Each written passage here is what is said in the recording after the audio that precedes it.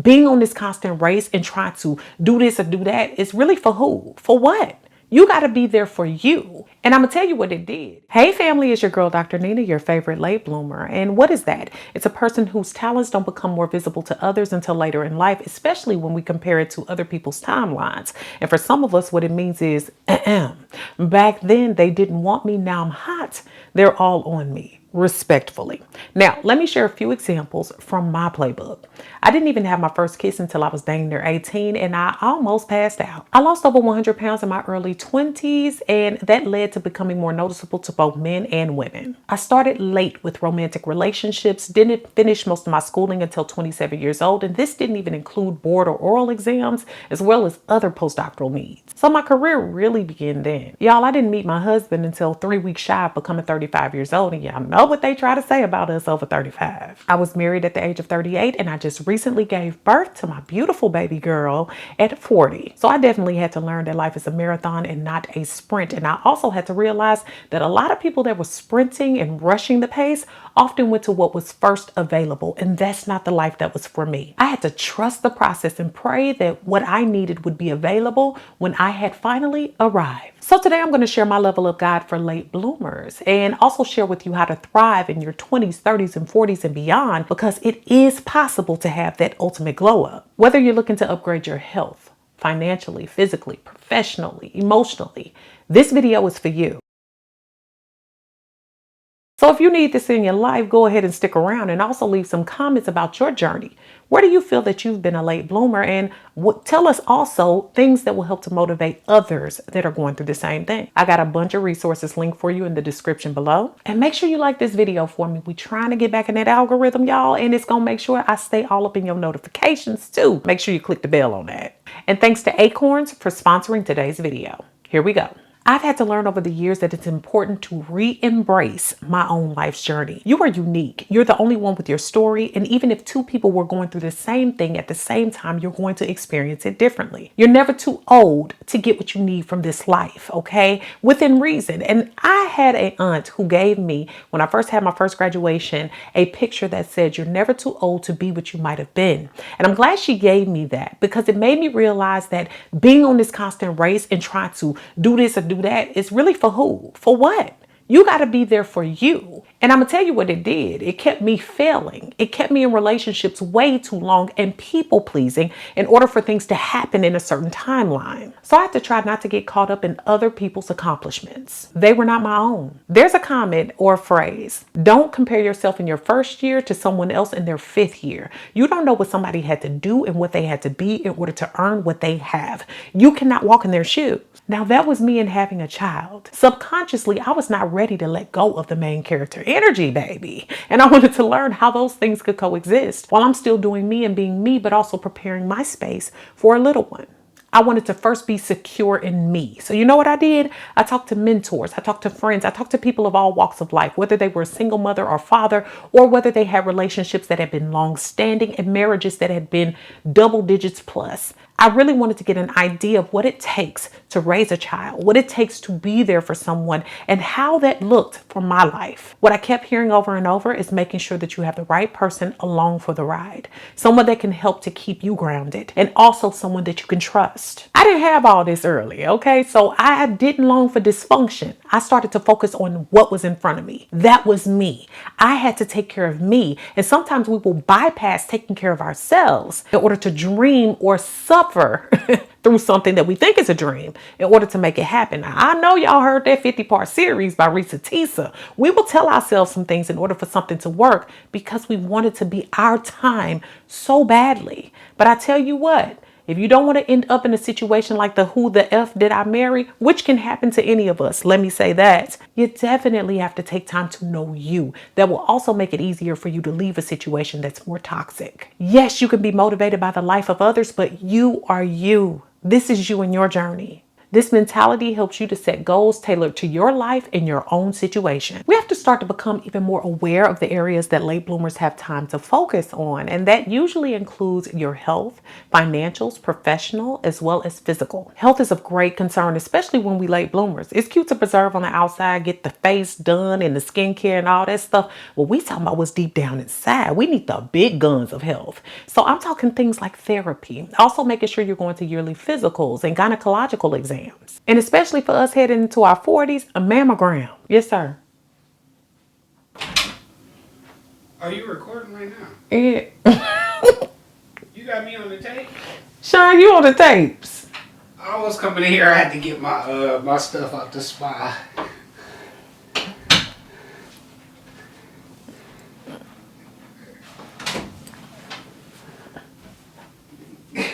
That's what you get.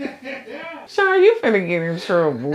He just said that our baby blew her diaper out. She blew her diaper out 3 times. It's okay. She's a late bloomer. Yeah, I forgot something in the spa. I'll be right back.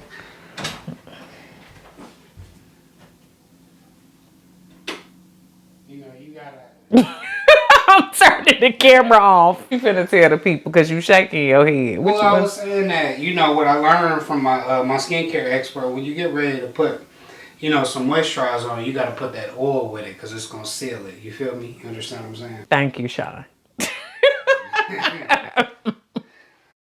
Now I know you already know this, family, but we need to be making sure we're getting those regular STIs and STD checks and blood panels, as well as things like our sugar and other areas, and making sure that that blood pressure is checked regularly. We also need to be working in exercise into the rotation. Now, I know that anything can happen to anyone, but I do credit a lot of this for why I had a healthy and successful pregnancy at 40. And I also feel like even though things can happen and things can still happen, I believe it's the reason why my little munchkin is so happy, healthy, and alert. With financials, we all need that moolah, that cheddar, that cheese, that guap to survive. Now, when you're a late bloomer like me, you're not really looking for anybody to come in and save the day and take care of you. You learn to be dependable on yourself so you can be in a good space, so that if something does happen, you can have good financial footing, which you should be doing anyway. So maybe you can consider the side hustle life. That's what YouTube was for me, y'all. I started this when I wasn't making a dime. So in my single and upward mobility season, I found a way to make my hobby my hustle. Beginning a side hustle or a small business can be a great way to send your income up. And for some of us, it works you out of a job or tops your job. And that can also lead into learning to experiment with investment. With good research and solid professionals in finances, it could be a good way with investments in order for you to take your income up and diversify where your money is coming from. It doesn't need to be hard either. And that's why I'm loving Acorns, who's the sponsor of today's video. Acorns helps you and your kids save and invest. You can start small by automatically investing your spare change while you spend, or even set up recurring contributions so you're investing consistently over time. I personally love the spare change option because it's made it so simple and easy for me. I don't even have to think about it. And the best thing of it all, there's no expertise required. Investments are automatically put into diversified portfolios based on your risk tolerance. Acorns has premium financial education for your whole family, including bite-sized courses, interactive quizzes, and more. Plus, your Acorns subscription can include Go Henry. Now, this is a debit card and learning app made just for kids. The sooner you start investing, the more chance your money has to grow over time. From Acorns, mighty oaks do grow. Head to the link in my description and download Acorns to start savings and investing for your future today. We also got to think carefully about our retirement plans. I had a wonderful mentor that told me it was never too early to start planning for your retirement and what you're going to do after work is done. You see, honestly, it's time for us to look at things like your 401k, your savings, and what is your plans for when you're done working, and we're not going to want to work forever. So these are things that we should be contemplating. With professional, I know that everybody's not on that mountain to the career path of their dreams. However, I will say that being late let me know what I wanted to do with my life later on. I had to take care of myself, and I wanted to be self-sufficient, whether or not I had someone in my life. So if you're feeling stale or stuck in your work, focus on scaling up your career or even your salary. Try negotiating for a better salary, or at least different perks or even time off. And for some reason, a lot of women are not aware that they can even do this. I know that when I came into my field, I knew women that told me that they didn't even negotiate their position. Now, I had a lot of mentors that were both men and women, and I can tell you they both told me to negotiate. everything is negotiable. And even when you're in your current position, it's okay to look at new positions and roles and apply to things that might take you up in your role or your salary. Coaching services can definitely help with this and getting yourself a mentor. This can help you to build your confidence when entering into the marketplace and the workplace. And what these coaches also do is they help you to stop making certain mistakes, especially if they made them. They can share what they did differently in order for you to be on good footing from the beginning. And don't look down on networking, y'all. But if you like me, you don't always want to deal with real life people. But when it comes to upward mobility, you usually cannot do that on your own. Getting out to conferences or even other networking events where you can meet new people in your field and out that can recommend you for other positions is golden. And honestly, a lot of people say it's not what you know, it's who you know. And it's absolutely true. A lot of opportunities that I've had has been because I've known certain people. Yes, they knew I was dependable. They knew I could do the job. But if I didn't know them or network with them, I wouldn't have those opportunities. And I'll tell you this, even at a conference years ago, I met one of my best friends, Dr. Jelena Austin, and she is now the godmother of our little munchkin. I can tell you right now that a lot of these relationships blossom into friendships as well as professional relationships. Now, with physical manifestations are one of the biggest things when it comes to the glow up overall. One thing is to commit to your fitness and even weight loss. No trends or fad diets, but just get serious about what you're doing with your body right now, whether that be your diet overhaul or making sure that you're getting some exercise in. Yes, it alters the way you look, but it can help your health overall. Trying a style switch up is also imperative. Every now and again, I have to look at what I have in my closet and throw away certain things, give away certain things, and also update certain things. And our looks change over the years, so we have to update what's current with our own look, not necessarily what's up with the trends. And this can also lead to a refresh in hair and makeup. I am one who believes that hair is just hair, okay? You have to do certain things that really do help you feel good about yourself and change as you grow. So don't be afraid to try something new and more flattering. And just because it worked for years does not mean it works now. Use the help of others like friends, family, professionals, others that can really look deeply at you and can give you some feedback. Not everybody needs to have that space, but you know what I mean. They can help you to guide you to something that might look good for you or can even tell you the truth about what you're doing right now. Setting goals and taking action is what every late bloomer needs in their back pocket, okay? Because it's not enough to say you want to go. You have to take action. And let me tell you something. We ain't talking about any goal. We're talking about the goals that fit for your life. A lot of us will make goals based on other people, our next door neighbor, who else got this, our classmate, someone else at work. No. We're talking about the goals that actually matter to you. Okay, let me give you an example. When I was losing weight, I had to make sure that was for me. Every time I had tried to lose weight, it failed. And you want to know why? Because that wasn't a goal for me at the time. You need to make sure that you're prioritizing what you actually need in your life right now. Not just because someone tells you, not just because that's what you think should be done. This is something that you want and need and long for and are willing to put in the work for. So don't even put a goal before you that you have the chance to fail at. You know why? Because it doesn't help you to build confidence in yourself. For me, that was weight loss, like I said. And what I had to do was think, what's realistic? I couldn't carve out 2 hours a day to work out. I had a full-time life and a full-time job. So I had to really think about what is it that I want to do along the way. I want to lose this weight slowly. I want to keep it off. I want to feel good about myself. So at first, that maybe took just a few minutes in the gym. That was something more than I was doing the days before. And over time, I built enough confidence and also rearranged my schedule in order to make way for something that became even more important to me. So you have to allow that time for you to even feel like it's worth it for you. And if it's not, that's okay. Make it something, make that goal something that you want to reach. So how do you set these goals that make sense and actually see them through? Think about the results that you want to see. Is it something that you actually want? I'll give you an example with marriage. For me,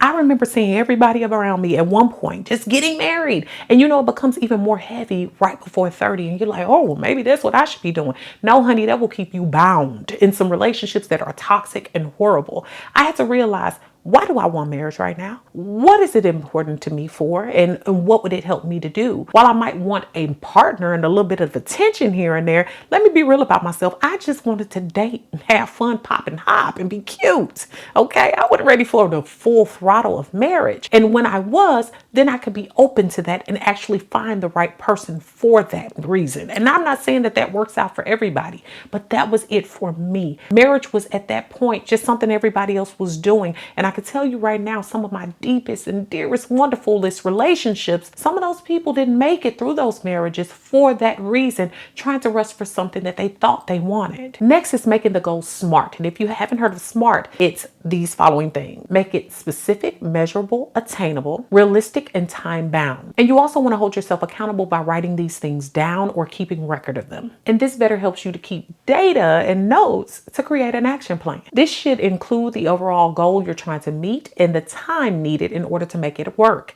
and even the steps that are needed for you to take. And in creating that timeline, you have to also visualize. See yourself doing it. And then it's time for that sweet taking action of the things that you've planned. I like to check my weekly goals on weight loss, professionals, and even financials. And then you have to reevaluate and know whether or not you need to change or shift in order to make that goal happen or switch the goal itself. One of the biggest things we suffer with as late bloomers is overcoming the challenge of self-doubt. A lot of times we feel like we're sitting on the bench, so we're watching everybody else play the game, and we get fooled into thinking that we don't have a game to play ourselves. So if you're not in your game, building your confidence, building your resilience, you're going to always think you're behind. So we have to make the challenge to commit to the changes that we want to make in order to build confidence. The only way to accomplish every little piece of your glow up that you want is to get serious about each and everything that you want. Writing goals down in a planner or journal or somewhere electronic is one of the ways that you can become more successful. Something about that clicks in and keys into your accountability. It makes you feel like you have to do something because you wrote it down. And if you have trusted folks around you, commit to your goals by telling those friends or family that need to know what you plan to do so they can also hold you accountable. Or just obtain an accountability partner. There's so many wonderful internet groups and other places where you can meet people that can keep reminding you of the things you set out to do. Not be pushy, but really just remind you of what you said you wanted for your life so that you can feel like you should be feeding into those things. You can stop giving yourself more excuses and really flow. And I tell you, even being a late bloomer, you still got a game to play, baby. You're not sitting around waiting on things to happen for you. You're making things happen for you that you know will be great for your life. And last but certainly not least, we have to cultivate resilience and adaptability, because things are going to happen. You're going to regress. You're going to have times where you fall flat on your face or where something does not work out. Being a late bloomer does not guarantee that you're going to be successful at things. It does guarantee a little more time to work on things, okay? And you still might have to pivot, take detours, do different things in order for you to find the success that's best for you. But the great thing is you have a little more time to do it. I challenge you to start with a single new habit. Spend a little time a day on it until you grow. So maybe even spend a few weeks on a small goal until it's cultivated and it's running. Once your first habit is in place, you'll want to build on other habits and you'll cultivate a new experience within your life of wanting to see these goals through. So y'all, I hope you've enjoyed today's video. And before we go, I want to make sure I tell you to pace yourself. This is not a race, okay? The race is not given to the swift nor the strong, but to the one who endures to the end. And I'm not saying you got to be raggedy enduring, but do what you got to do to get to where you want to go. All right. And also thanks to Acorns for sponsoring today's video. Make sure that y'all comment, share this video with someone who can use it, and subscribe. Thanks so much for watching, y'all. Beautiful brown baby doll. Peace.